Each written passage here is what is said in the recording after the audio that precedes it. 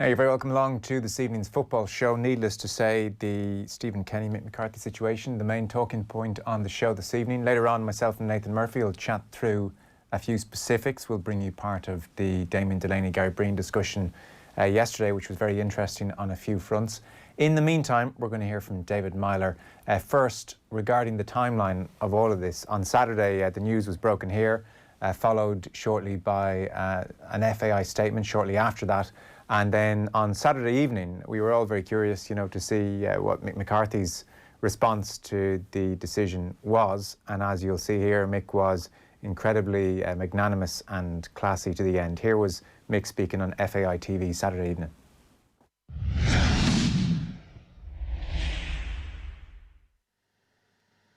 So, Mick, your second year as Ireland manager is over ahead of time and in very extraordinary circumstances.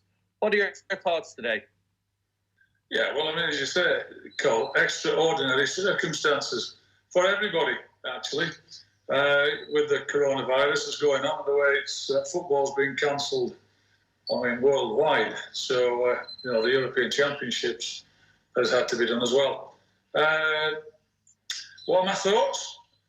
I said in December the 1st, 2018, when I took the job, that I'd be leaving on July the 31st. Whatever, come what may. But those discussions were based on us qualifying and then maybe doing really well in the Euros. But I said I was leaving, and that's still the case. Albeit, of course, it's been brought forward because of what's happening worldwide, actually. It's been a difficult decision and difficult discussions for everyone, and particularly for you because you'd started this job and now you don't get to finish it. Yeah, look, that's usually disappointing, but I fully understand it as well. I see Aggie O'Reilly's the same, isn't he, with the Denmark coach, who's a pal of mine. He started the same competition and he's leaving now because that is successor was already picked to take over, and mine was the same. It's disappointing I can't finish it off. I think we've had a really good campaign. We were almost there in November when we played Denmark. Sadly, we didn't. And so the playoffs are being pushed back, and I fully understand it. And Stephen's been contracted to take over in August, and good luck to him. He'll get a chance now to qualify. What will you say now, Mick, to your players and your staff? I've spoken to some of the staff. Of course, I guess the nearest and dearest, if you like, the ones who have come in with me in terms of the football staff, and I'll get around to speak to the other guys. I would just want to say thank you to all of them for everything they've done, for all the commitment they've shown, the professionalism they've shown. The backroom staff were there when I joined. Apart from there's TC, there's Robbie, but Robbie's been involved, Alan Kelly's been involved before. Dave Bowman was involved with me before, of course. So Andy Little, who's the fitness coach, who's been rip-roaring success with everybody. I've spoken to all of those guys, they all know. And I'll get around the rest of the staff just to say a huge big thank you for the support and everything they've done to help me and to get us where we were. And actually commiserate with them, I guess, that we're not going to finish it. And for the fans as well, the atmosphere for that Denmark match back in November was very special. Yeah, I think, look, if there was a reconnection needed, we certainly got that with the performance of the players, and it gradually got better. Come on, we all know. I look back at the Gibraltar game, the first game in, on an AstroTurf pitch, blowing a gale and an aeroplane taking off at 8 o'clock, when we just scraped through. But we did scrape through, and we didn't concede a goal. And I said at the time, what a horrible game, horrible performance. The only thing was the result, and that is what mattered. And we've lost 1 out of 10, and the one that we lost was in Switzerland away, which, as we've seen with them, they were the best team in the group. It's been brilliant. I've loved being back. I've thoroughly enjoyed it. It's been an absolute pleasure and an honour to do the job again. And I think, I'm leaving Stephen with a healthy balance, to be quite honest. And for you yourself, you will be back in football. Absolutely. I've said all along. What this does, Cathal, as well, is that it gives everybody clarity. The phone's been going asking what's going to happen. And to be fair, to the real credit of Gary and Roy, now that they've taken over and made this decision quickly, And I support the decision because it's only right and fair that Stephen gets his chance in October the 1st. It's kind of bittersweet, but I fully support it, and I'm absolutely staying in football. Going back to the original question, I have no intention of leaving. And what it does do now, with the clarity and that I will be leaving, is I'm back on the market, so I can look for a job with impunity. And of course, Mick, you go back now to being an Ireland fan. I do, of course. And I said yesterday to Roy that the one thing I would certainly ask for when leaving is a couple of tickets for next year's Euros when we've qualified, and I can come back and watch and support with all the rest of the fans who, let me please just give them a special mention, who have been wonderful towards me and my staff and the players from day one. The support that I've had and all the staff have had, and we've felt it, all along. It's been fantastic. And I'm glad, actually. I know we didn't win the game, but I think we left. And now we've left, of course, but we left everybody on the high November looking forward to these playoffs with a great performance the lads produced. So if I can reproduce that, then in the playoffs, I might get me 2 tickets for next summer. So that was Mick McCarthy on the Saturday evening. No sense of rancour, no argument that he should have been allowed to finish the European campaign, whichever date we're talking about, 2020 or 2021, and signed off and understood the decision and applauded the sense of clarity which has now been provided. So that was Saturday evening. And then Stephen Kenny on Sunday, yesterday, he spoke to FAI TV. It's a day of great pride for you and your family, but such are the times that we're living in right now. It must be very difficult to celebrate a moment like this. No, we're not. We're certainly, it is a good day, but it's certainly, we're not in celebratory mode. I feel, our thoughts are with the frontline workers, really. The doctors, nurses, the paramedics, everyone really. The self-sacrifice is heroic, and we really support them. Now, the new era is starting today in light of the COVID-19 pandemic and the disruption that has brought to football, but it's meant that Mick McCarthy has vacated his position a couple of months ahead of schedule.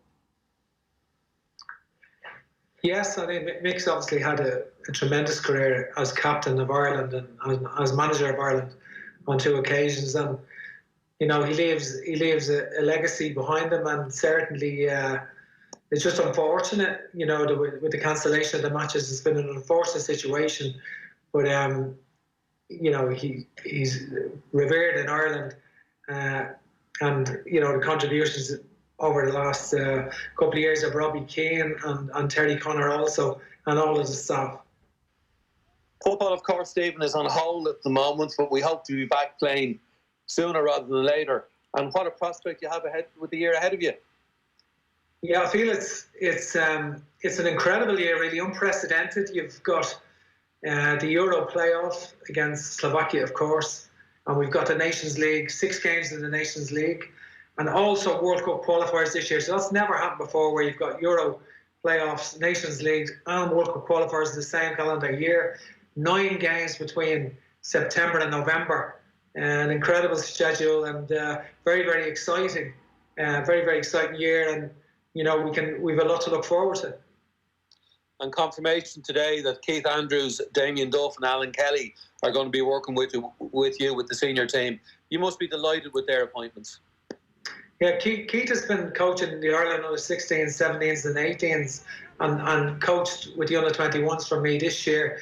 We had a great rapport, really, and very forthright, and I welcome that. And I think that's, he's done very well. Damien was with the Ireland under 15s, Damien Duff, and did very well, and has been at Shamrock Rovers, and reports are with Celtic's first team this season that he's been excellent there all year, and very, very high work ethic, and a big addition to the coaching team. Alan Kelly has a wealth of experience and a very analytical goalkeeping coach, so we're delighted to have him. And of course, you're leaving the under-21 team in safe hands now, with Jim Crawford stepping up as manager and John O'Shea coming in as his number 2.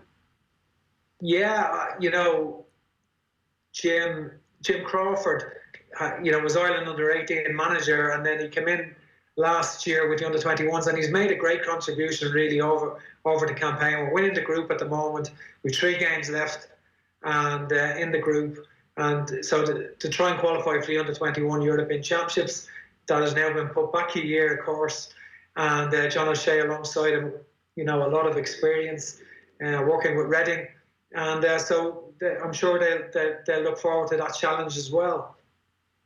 Now, Stephen, there's a huge amount of positivity out there on your appointment. What's your message to the Ireland fans today? Well, I think, at the moment, we've got to really stay safe, and I think, we've got to look after each other.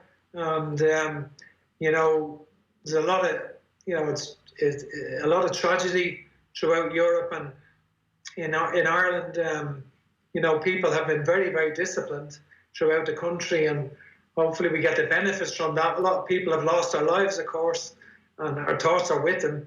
And the Irish fans, there are better days ahead. We feel there are better days ahead, and we can look forward in a sporting context to what is a magnificent year of football in the Aviva Stadium over the forthcoming year. So that's Stephen Kenny speaking yesterday on FAI TV, now taking charge with immediate effect. Happy to say we're joined on the line by David Meyler. Evening, David. Joe, how are you? Very well, very well. I hope you and yours are well too. All good here. Yeah, we're in, God, what am I? I'm probably coming up to 3 weeks. We've been in self-isolation. My wife took it on early, so we've been on lockdown for the good part of 3 weeks now. And how's that going for you? Yeah, it's not too bad. First few days, I think she wanted to throw me out, but she's come around to me now because obviously being locked up in the house for so long is hard. But no, it's fine now. We've kind of got into a structure and a routine, and the kids are well looked after, and they're busy all the time, so that's good. That routine, by the way, listeners, involves David playing PlayStation for 14 hours a day, pretty much. No, it's just the 4 or 5 in the morning. So the FAI have acted very decisively here and made things very clear cut. Correct decision? I'm on the fence with it, just because I would have liked to have seen Mick see it through. I'm probably old school in that regard, kind of like he deserved his opportunity at the playoff and to have a cut at the Euros. But I understand why they've done it with everything that's going on in the world. Stephen is due to take over, contracts are contracts. So Stephen Kenny's now in charge. But I would have liked to have seen Mick see it through, It was a tough predicament, and even 2 weeks ago, Niall Quinn was asked about it, and he certainly didn't give the impression that there was the kind of legal clarity that we have heard over the weekend there actually is in the contracts, whereby it's just 2 dates. It doesn't say in Mick's that he gets to see it through until the European campaign is over. It is simply 31st of July in his contract, 1st of August in Stephen's contract. That's what we've heard this weekend. But 2 weeks ago, Niall Quinn was asked about the situation, and he was saying, well, look, we still are in the position we don't know if we're going to the Euros or not. We'll know on the 10th of June. I would have thought 10th of June would be a good time to start worrying about that particular instance, which suggests there was a bit of thinking going on behind the scenes. I would put it to you, once the playoff game against Slovakia moved into Stephen Kenny's tenure post 1st of August, then really there was no other decision, legally or otherwise, because, I mean, the playoff is not as a result of anything Mick has done in the campaign. The playoff is a legacy of Martin O'Neill and Roy Keane and the Nations League. If Ireland had finished last in this current Euro 2020 group, they would still have this playoff avenue against Slovakia. So really, it had nothing to do with Mick's campaign. And so once it did move into Stephen's tenure, I would suspect a much simpler conversation for Niall Quinn and Roy Barrett and Gary Owens. Yeah, I think as well, they've probably gone with the case of, with everything that's gone on in the past, they probably stepped in and say, we're going to freshen up again. And they've just been, they made a decisive decision. They've gone through with it. And look, Stephen's in now. It's an exciting time. A lot of people in Ireland are very excited with him. I'm looking forward to watching him. He's done incredible stuff with Dundalk. Look, it would have been easy to kind of say to Stephen, stay on with the 21s. Everything will get pushed back, say, 12 months because you'll have your campaign with the 21s. They're top of the group. Mick will see it through. But they've gone with this. It's like you said, the contracts are certain dates, so they have to put him in charge, and he's now in charge. The other issue is that World Cup qualifiers start in March 2021. Yeah. You can't say to Stephen Kenny, you do the World Cup games. You have to give him a free shot, a fair shot rather, not a free shot, a fair shot. Yeah, well, look, that's the contract he was given and he's entitled to it. So when you break it all down, you, in hindsight, would say write it all out. It is the correct decision that Stephen would probably come in now.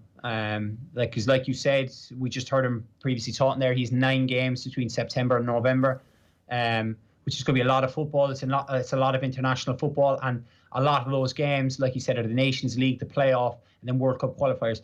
We're not talking about friendlies countries where you can give lads run-outs. We're talking about qualifiers. We're talking about big games. So it is the right decision, because now I imagine I don't know Stephen personally.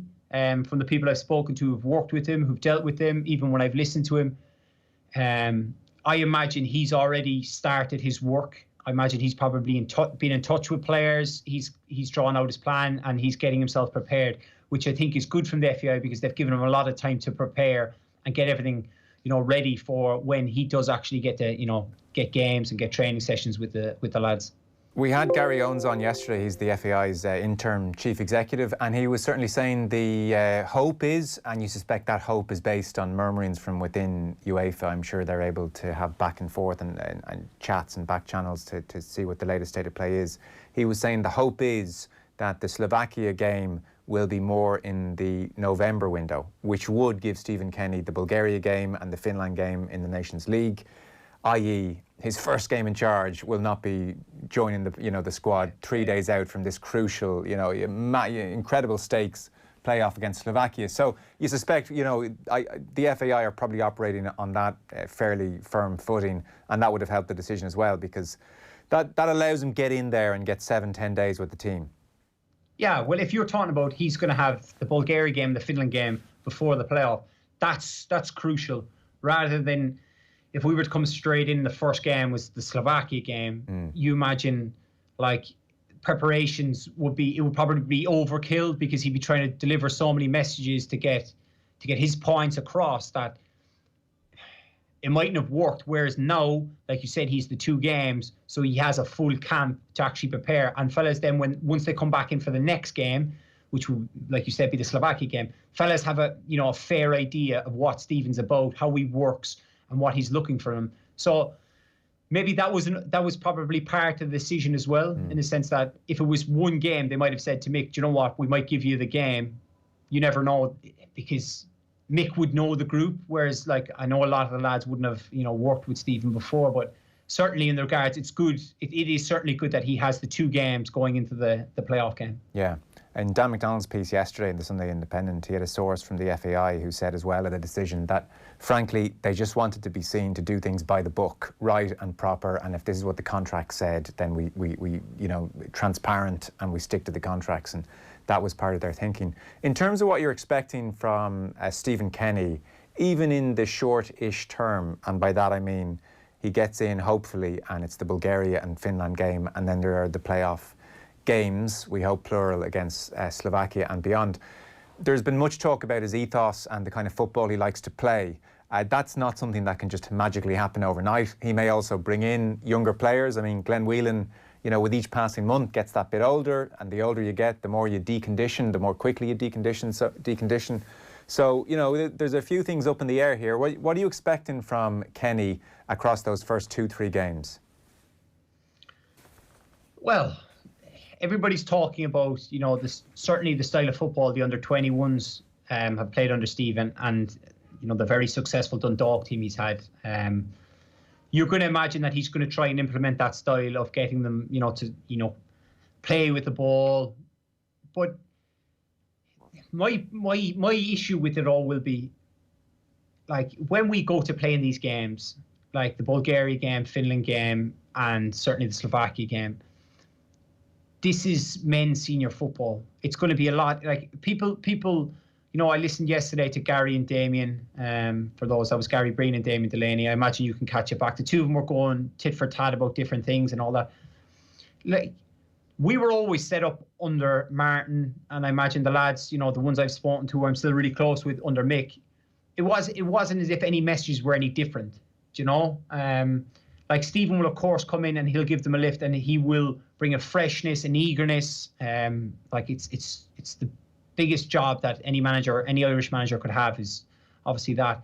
It's going to be tough. It's not going to be easy. It's going to take him time to, like, the problem he has is at club level, you turn up, you come back at the start of July. Obviously, I'm speaking on terms of England. You come back at the start of July and you have the best part of 6 weeks for a manager. Now, I've had new managers come in and they have 6 weeks to get everything across to you. If you look at the international, once it comes back, the players will play on Saturday or Sunday. Then they will report, to Dublin on a Sunday. Some obviously who play on the Sunday will come on the Monday or late Sunday night. Stephen only has probably then 3 days. And the problem is you have 3 days to get as much of your information into players that they can take. Like, you're gonna train for an hour 15 tops. You can't do much more because you can't overkill the players.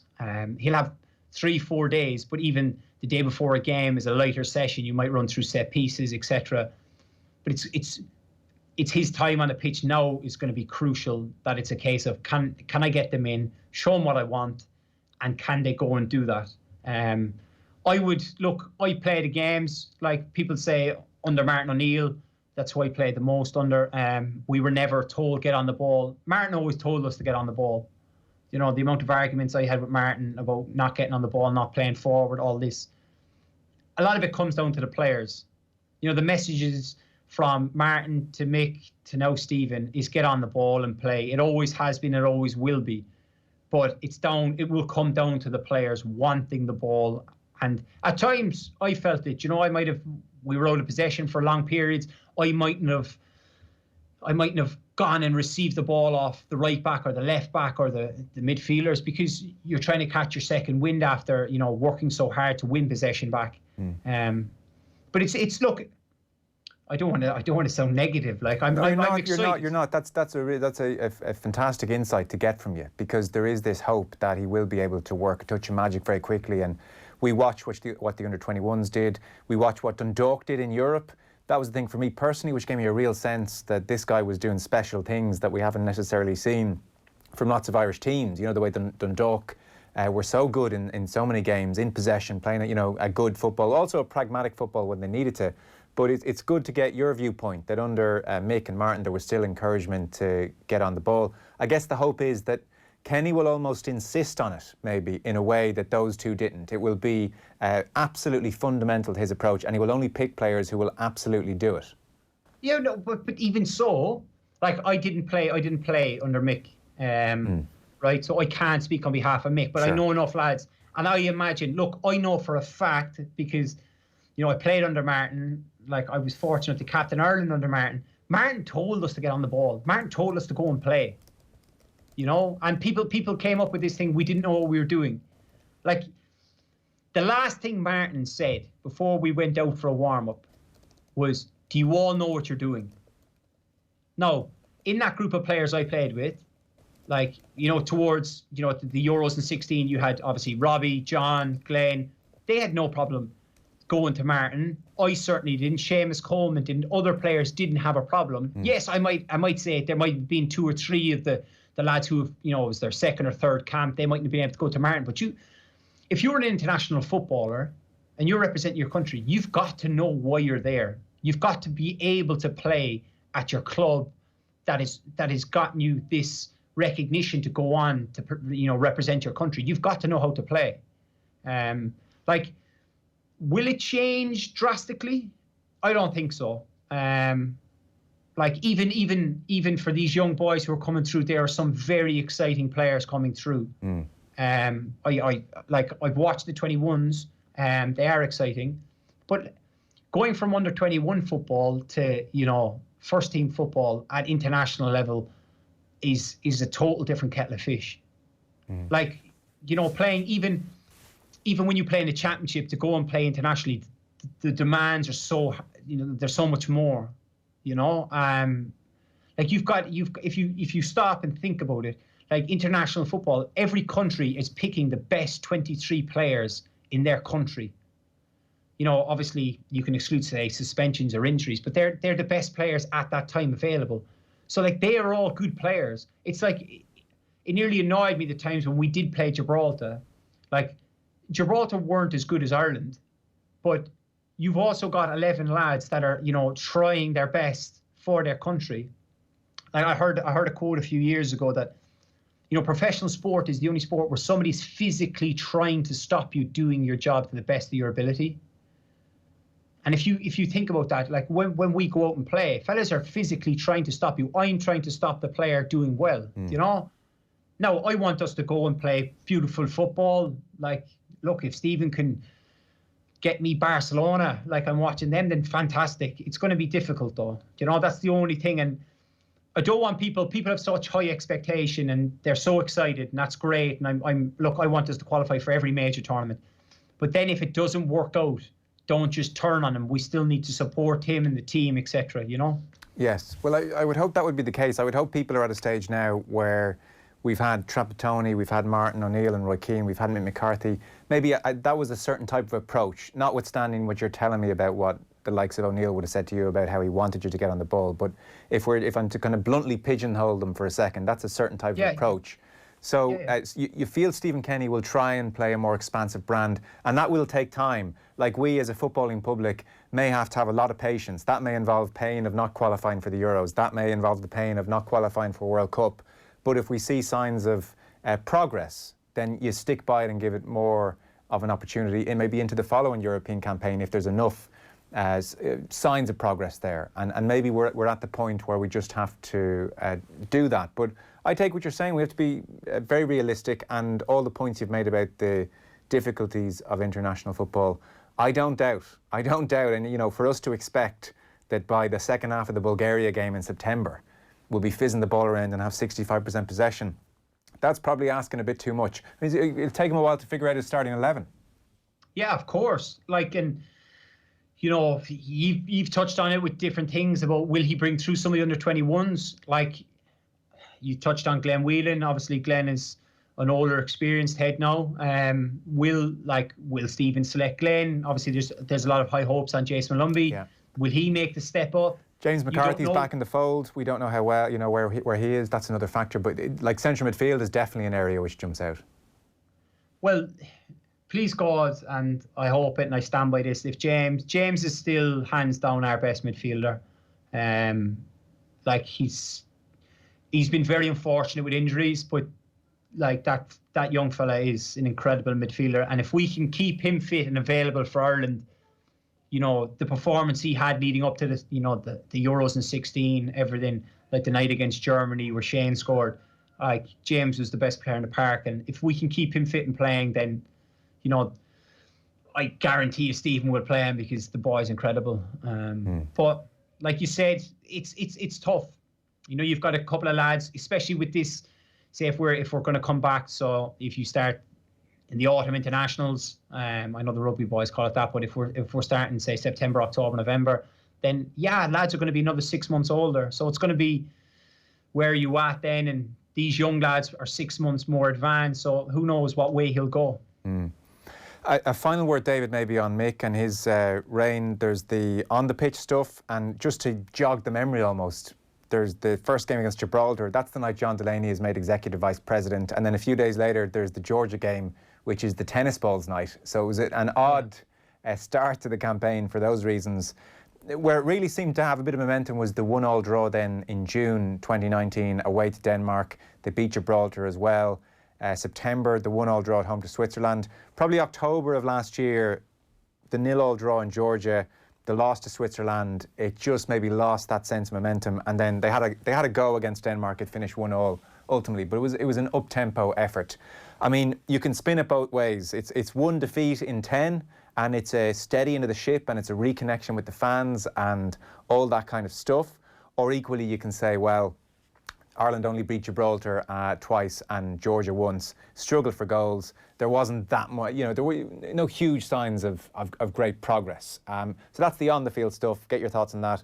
And equally, we should emphasise as well, the way Mick seems to have handled this situation and not caused bitterness or created some kind of schism or civil war almost type thing, I think is to be commended as well. Like he's accepted it all with perfect grace. Well, I'll start with I'll talk about Mick. Classy guy. Everything about him. I know. I've only dealt with him a handful of times when I played against his Wolves side or his Ipswich sides. Even when he took over, he'd said if lads aren't playing, they wouldn't be in his squad, etc. I'd spoken to Mick several times.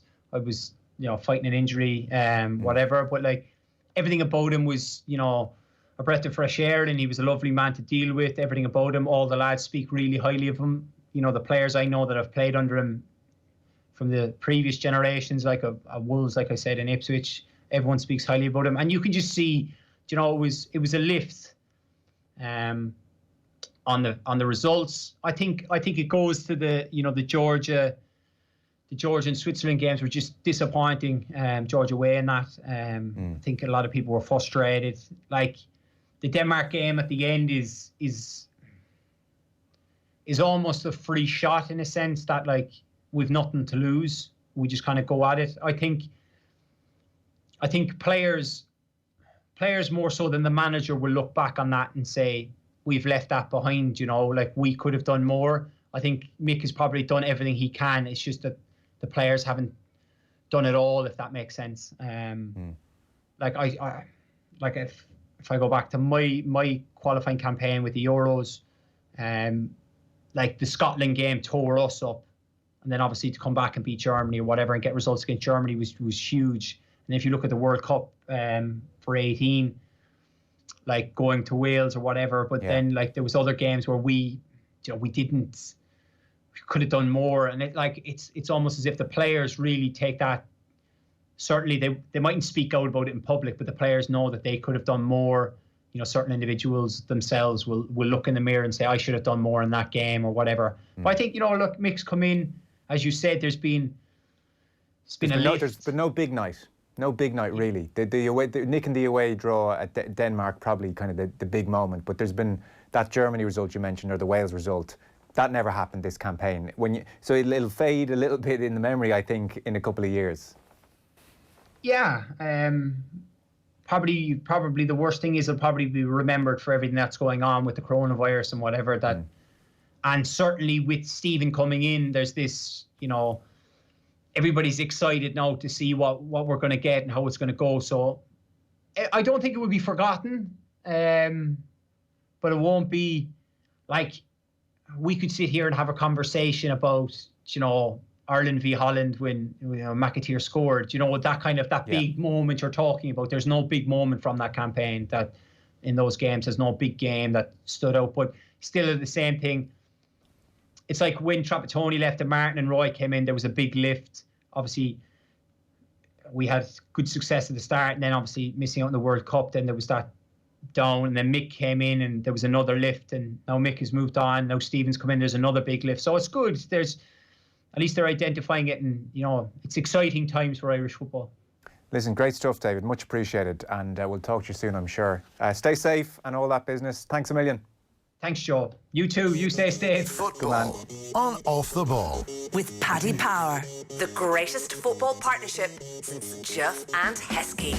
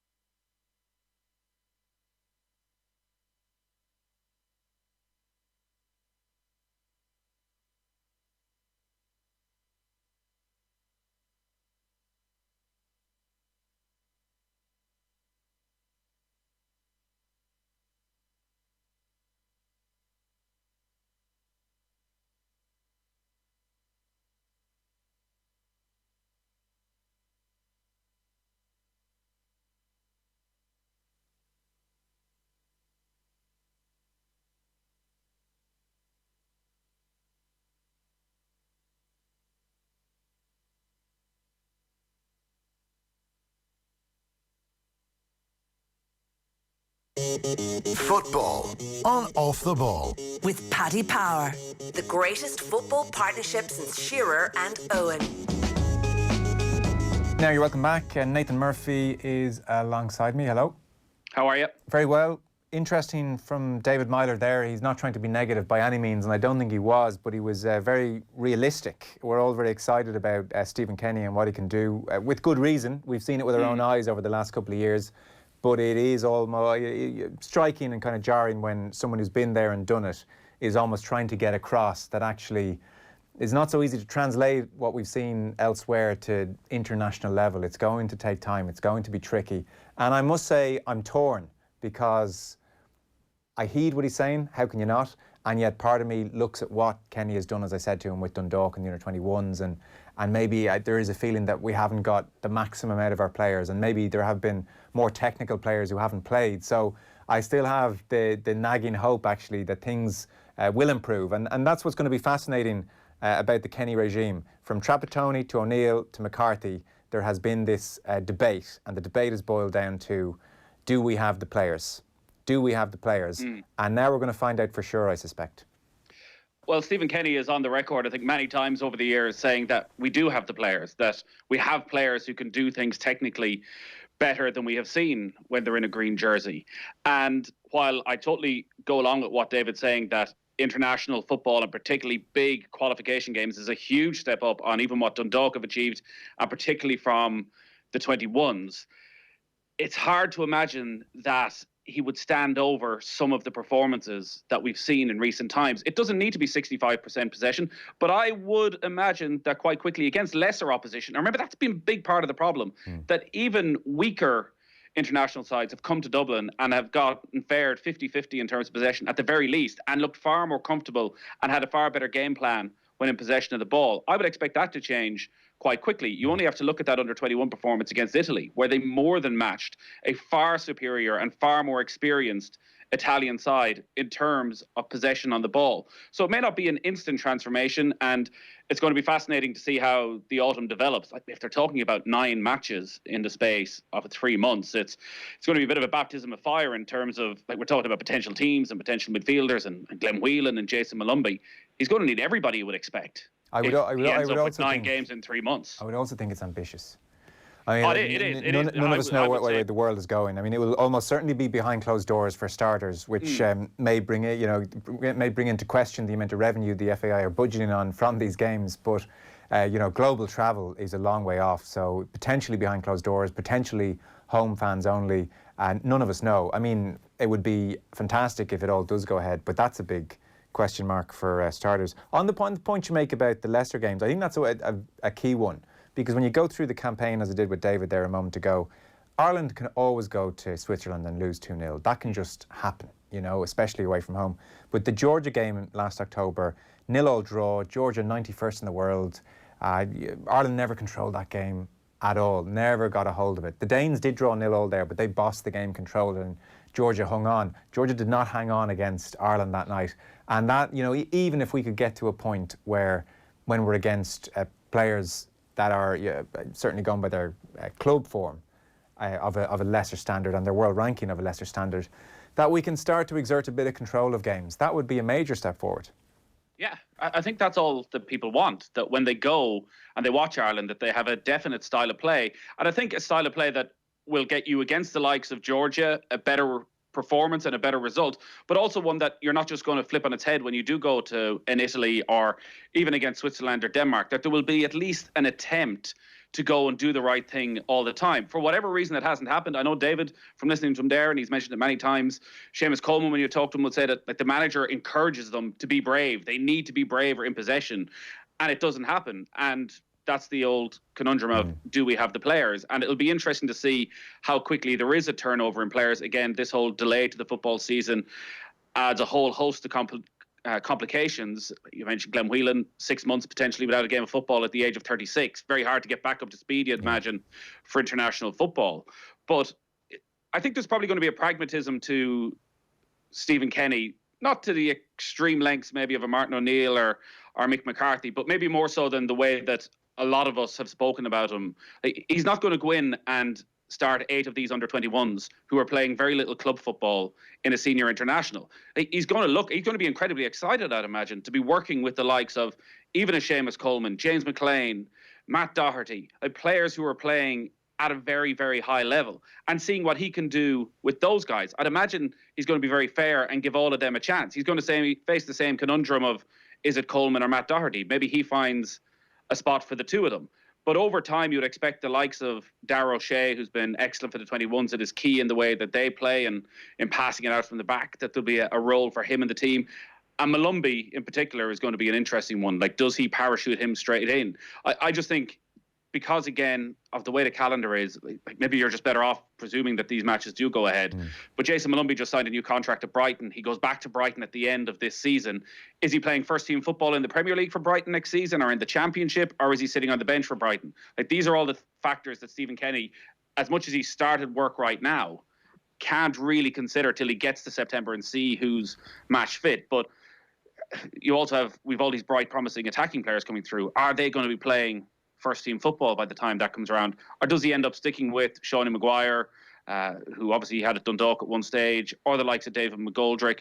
But everything we've seen from Stephen Kenny suggests, and everything he said, that unless he completely flips, and I'd be shocked if he does, that there will be an improvement in the style of football. There's obviously no guarantees with results, but that this will be, like as John Jollo says, when it comes to Martin O'Neill, well, he might have been encouraging them to play football, but was he ensuring that when they weren't, that they flipped it over? So, yeah, Martin O'Neill was telling David, go and do this. But what happened when they didn't? What was the reaction when they didn't? Well, all those players kept getting picked again and again and again. Yeah, countless arguments, as David put it, but there is a difference between encouraging and insisting.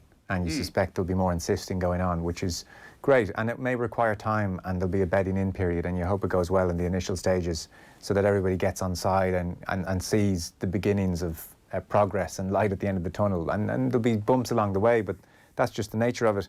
We've touched on this in the news round, but just to round off the weekend as a whole, from Saturday through to this evening, the FAI, in fairness to them, have given the situation clarity. They seem to have dealt with Mick McCarthy in a way that he's okay with, and I think that's important. It would have left a bad taste in the mouth if Mick had, publicly said, I feel really badly treated here, but he's on board with the decision. Legally, it seems like it was an open and shut case. We weren't so sure about that, you and I, when we had spoken about 2 weeks ago, because Niall Quinn had sort of said, well, we'll have to see in June what happens, and we'll sort things out then, and that gave us a sense that there might have been something in the offing, but actually legally it seems like it was watertight, and that was the situation right from the off. But once that friendly was moved, and June was no longer on the table, I think it's been a good weekend for the FAI. And, Gary Owens came on the show yesterday and did the rounds in various places, came out, answered questions, here's our thinking, and it wasn't an ideal scenario, but we've had to act. And on the whole, you'd have to say, this huge story of what was going to happen has now, as we approach Monday evening, kind of been laid to rest relatively quickly in the space of 2 or 3 days, and there is clarity, which is all important, because a month of talking about this would have been bad for everyone. Well, I think we've spoken a lot about it being a new era in the FAI, and this weekend they proved that it is.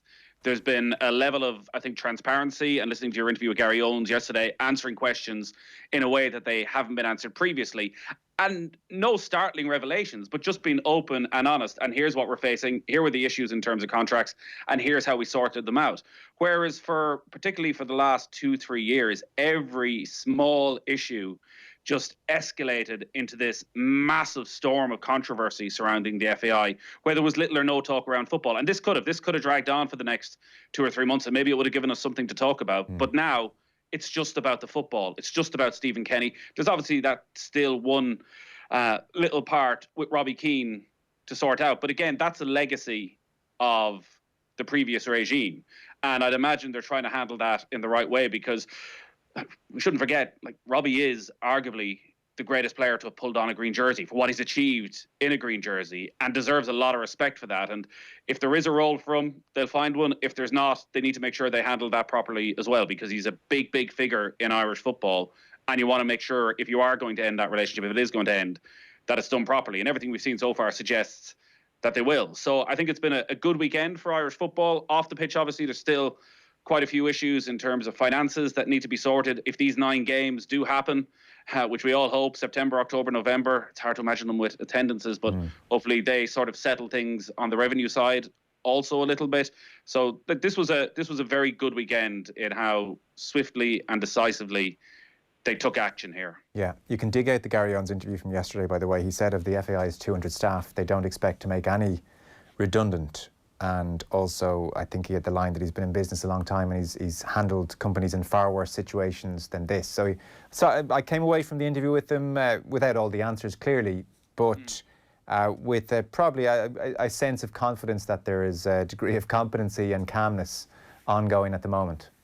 Well, also, it was a conversation. It was a polite, respectful conversation, something I think that had been missing in previous times. Also, if this sort of scenario was working out, you wouldn't have ended up having an interview like that. So they need to follow through with what they're saying. And this weekend was the first signs of that if you're going to be open and transparent when there are big scenarios, and this is as big as it gets, for all the issues that go on in terms of commercial deals that are huge to the 200 staff, for the majority of people, it's the senior team manager is the most important job of an FAI CEO and an FAI board, appointing the right person. So getting in there quickly and appointing the backroom staff and getting the people that Stephen Kenny wanted and getting Damien Duff on board and getting that done quietly behind the scenes, because while there have been some murmurings and I think people had an understanding maybe Damien Duff was keen to come back and live in Ireland when the season was over with Celtic anyways, to get all that done without it just been any potential sort of shambolic element to it at all is welcome. Like, the less we hear in many ways from Gary Owens over the next couple of years, the better. Yeah. Well, that's that then. So, well, geez, we wish Stephen Kenny all the best. I mean, we'll speak to him, I'm sure, in the coming days or weeks at the latest. And amazing for him. Like, just a phenomenal rise and career. And you wish him well. Keith Andrews, Damien Duff, Alan Kelly, and on the go. Nathan, we'll leave it for this evening. Thanks a mil. Cheers, Joe. So that... Football on Off the Ball. With Paddy Power, the greatest football partnership since Jeff and Heskey.